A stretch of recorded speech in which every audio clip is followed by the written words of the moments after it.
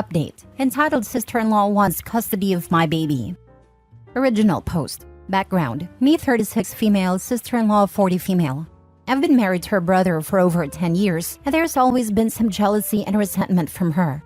She always felt like he had a life she wanted. Not necessarily with her brother, but the marriage, family, job stability, etc. I have 3 kids, 10 female, 8 male, and 3-month-old baby girl.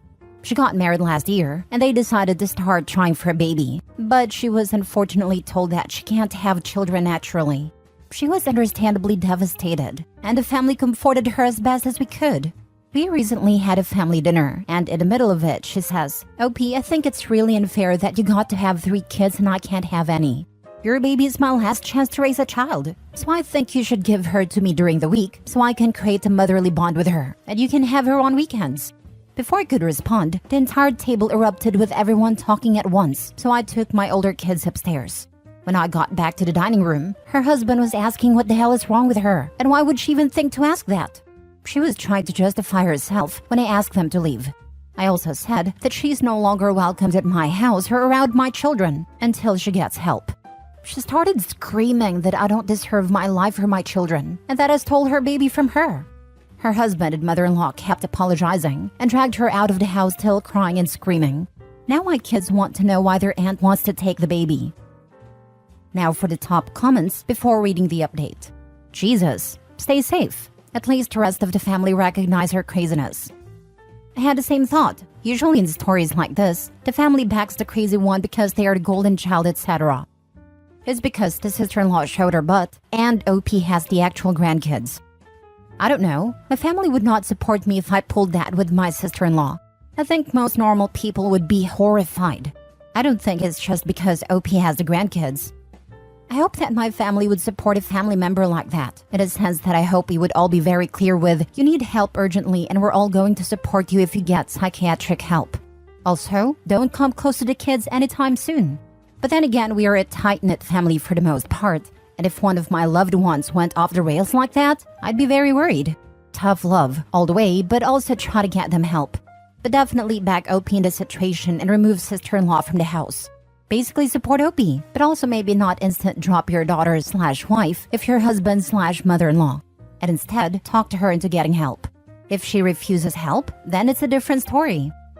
If she ever goes to daycare, make sure they know she is not allowed to pick up your daughter.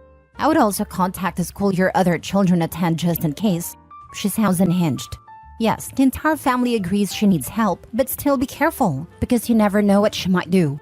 If you don't already have one, get a video doorbell. She's not on any of the pickup lists, but I'll take the advice and let the school and daycare know that she isn't to be in contact with my kids.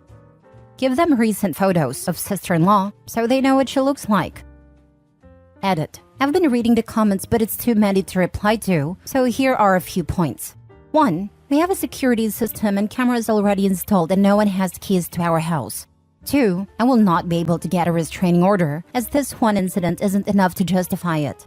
3. My husband and I spoke to the older kids about it the same night, and we'll be having another talk with them to reinforce that sister-in-law is not a safe person anymore.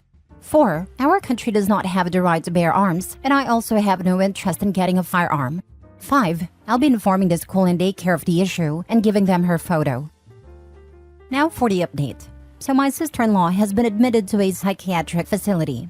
In the comments of my previous post, I mentioned that her husband was seeking out counseling for them to deal with infertility prior to this incident. After the incident, he sought out a psychiatrist rather than a counselor, and they had a first session last week. I didn't get the specifics of what happened, but basically she made some statements that the psychiatrist felt indicated she was a danger to others, my baby and me, and she was placed under an involuntary hold. My brother-in-law has been nothing but apologetic through this entire ordeal, and he kept her away from us since the incident. Mother-in-law was staying with them to keep an eye on sister-in-law. She tried to leave the house in the middle of the night to see her baby. Also, brother-in-law found her researching how to induce lactation, and she said it was to make sure she can feed a baby properly when I come to my senses and give her up. From what brother-in-law has said, seeing me breastfeed is apparently what triggered the entire episode. It was the first time sister-in-law was around a baby for any length of time, and she was holding her when she got fuzzy because she was hungry. Naturally, it took her to feed her, and this made sister-in-law feel inadequate because it triggered a thought that she would never be able to do that, which led to the events of the last post. I'm grateful for all the advice that was offered on my last post, as some of it was really helpful. We won't be moving, as is not feasible for us at the moment, but we have taken extra steps with security, both at home and a kid's school/daycare. This whole thing is taking a toll on the family, but mother-in-law, father-in-law, and brother-in-law are taking care of sister-in-law. And my husband and I are focused on ensuring the safety of our immediate family and minimizing the effect on the kids as much as we can. I'm glad your family took the initiative and got the help and the treatment your sister-in-law needs. And it's a good thing the entire family was keeping an eye on her. Otherwise, this would have been a different update. Unfortunately, it's going to be a while before sister-in-law is well enough to go out into society. Continue to keep your family safe. I'm sorry this happened to you and your children. I sadly know people with these kind of delusions, and I can tell you they don't let them out easily. And if they do, they need to be tracked and watched. I've also heard they can get some sort of house arrest. I just pray OP's family are safe and sister-in-law is taken care of. I'm actually wowed at sister-in-law's husband for not dumping her and actually helping keep her away from OP and getting sister-in-law the help she needs. The folks did the right thing protecting your kids, and your family did the right thing getting sister-in-law help. Sometimes reality is just too much for a mind to bear. Your sister-in-law had a psychotic break and will likely be unwell for a long time. Even after she is on a successful medication regimen, she shouldn't have access to you or the kids. One missed med or one trigger can initiate a relapse. I'd also point out, I used the word initiate rather than cause. You breastfeeding your baby did not cause this. It may have initiated the initial break, but it did not cause this. You are not at fault. It's kind of heartbreaking and sad. Hope she gets well soon, but you need to keep your family safe. I really do hate to be the bearer of bad tidings, but please remain vigilant, OP. In North America at least, our system is so overloaded that people who need to be held longer are often released because there just isn't the space/resources. I hope your family has resources to make sure your sister gets the help she needs though, or to remove the niceties and double talk. I hear rich people can set up their relatives in fancy places where they need to be for their mental health. I hope your brother-in-law has the means to do this, for everyone's sake. A 3-day hold is only to start meds. Then they release you. You get no real help, so hopefully your family's vigilant.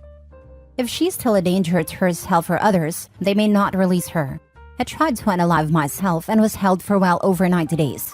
I spent 30 days in hospital until I could be placed in a proper facility, then an additional 60+ days, which included a stint in physical rehab for the reason I tried to end it, before being placed in a step-down rehab facility. That included intensive mental health assistance, plus meds, until they were assured I was safe. Thank goodness we have a good health insurance. It didn't cost us anything beyond an inpatient confinement fee, which was a fraction of the entire cost. It's been just about 8 years now and the new meds work. So self-ending idea, my intrusive thoughts about self-harm make me recoil in horror and shove them away, just like I should. I'm doing incredibly well now, and things have been especially good lately. Just pointing out that if you are a danger after 3 days, you can and will be held. At least in my state. Your mileage may vary by state and country of residence, as well as availability of services. Next story. Entitled Brother-in-Law with Peter Pan Syndrome. It's long, so too long didn't read. Brother-in-law quit his well-paying job to pursue his dream career. Years later, he is acting like the entire family is responsible for taking care of him and treating his mother poorly for not doing a good enough job. Before I get going, I just want to say I like to think we are good hosts. When we have visitors, we love hosting and always provide snacks, meals, drinks, toiletries, etc. We love having friends and family visit and try to buy things that will make their stay super comfortable. My brother-in-law quit his well-paying job a few years ago to pursue something new and exciting. We were all happy for him, but didn't realize he'd expect us to essentially carry him for years to come. We are all in our 30s for context. Upon starting his new career, brother-in-law didn't renew his lease due to financial reasons. Initially, he kept asking to stay at our apartment, which was a 1,000 square foot 2-bed, 2-bath. My husband and I agreed to a 2-week limit for his stays. Then we changed it to a 1-week limit after a while because it was too much.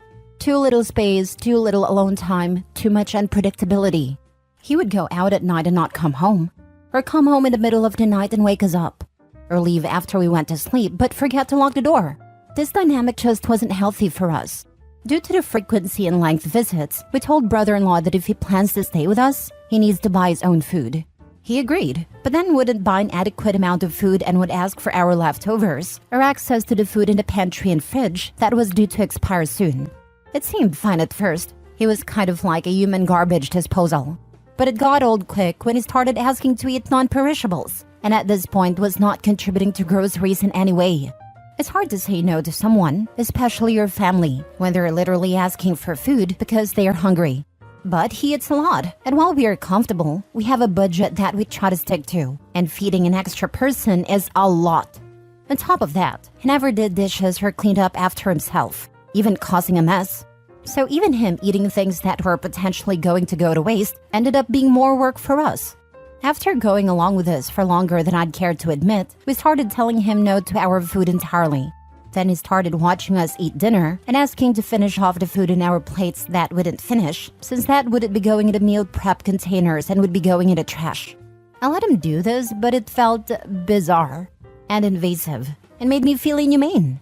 I was exhausted because I felt like a horrible person. I felt like we should just let him eat with us at this point. In retrospect, he should have been respectful of our boundaries, but at the time, it was such an unusual experience for me. I just couldn't figure it out. My husband and I had a conversation about it and put an end to the visits entirely.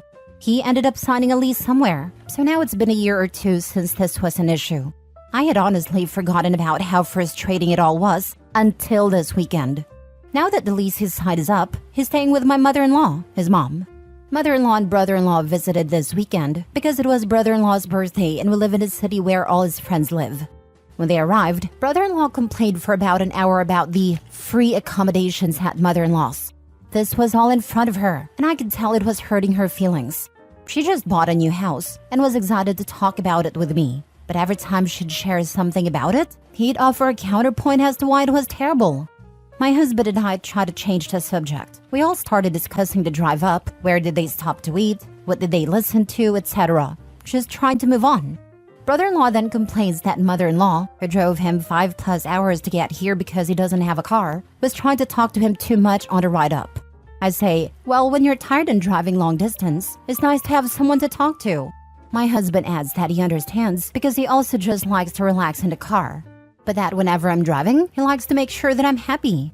And when he's driving, we get to do what he wants. Brother-in-law says that none of us understand the stress he's under. Spoiler alert, we all work stressful full-time jobs. And that all he does all day is answer questions, and he's tired of it. Spoiler alert again, every functioning adult also has this issue. So apparently for the car ride, brother-in-law watched television on his cell phone with the volume on the entire time while his mother drove. This weekend went by fine-ish after the first night. Brother-in-law invited several friends over to our house, which I wasn't thrilled about because our new house is still pretty small. They were nice though. We asked brother-in-law to pick up drinks if he was bringing friends over, as we weren't prepared for so many people, which he did not. Mother-in-law expressed frustration to my husband and me about brother-in-law not contributing to groceries, not being clean, etc., but I think she was trying to keep things cool, as it was his birthday. When it was time to leave, brother-in-law made mother-in-law wait an extra hour so he could finish his TV show. Then he asked her to help him pack his suitcase. Then he insulted her car. I had a conversation with my husband about it. It's not my family, so not my place to say anything to mother-in-law. But holy cow, what a weekend. It's brought up all my previous feelings, and I hate that my mother-in-law's dealing with this. I feel like the entitlement is just beyond anything I've ever experienced. My husband is already working on how he's going to address it, so I don't want to beat a dead horse with him. Just needed to vent a little more than I already did. Mother-in-law needs to stop enabling him.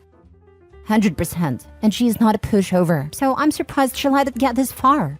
I should have mentioned she is making him leave at the end of the month. Good for her, and do not let him even stay a night at your home. Yeah, I was just rage venting and forgot to mention that. My husband understandably loves his brother, so I have to be delicate with my anger. I would be so upset if roles were reversed, even if his complaints were true.